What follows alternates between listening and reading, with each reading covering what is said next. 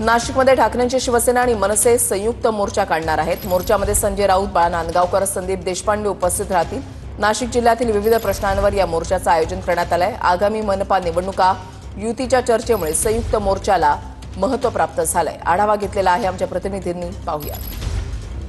ठाकरेंची शिवसेना आणि महाराष्ट्र नवनिर्माण सेना या दोन पक्षांचा पहिला संयुक्त जन आक्रोश मोर्चा आज नाशिकमध्ये आयोजित करण्यात आलेला आहे। आपण माझ्या मागे हे बॅनर बघू शकतोय।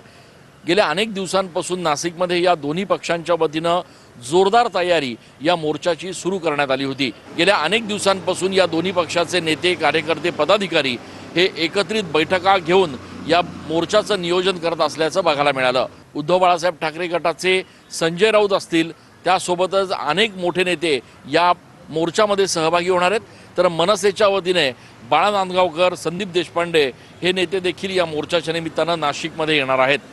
कॅमेरा पर्सन खुशाल पाटीलसह मी चंदन पूजा अधिकारी, TV9।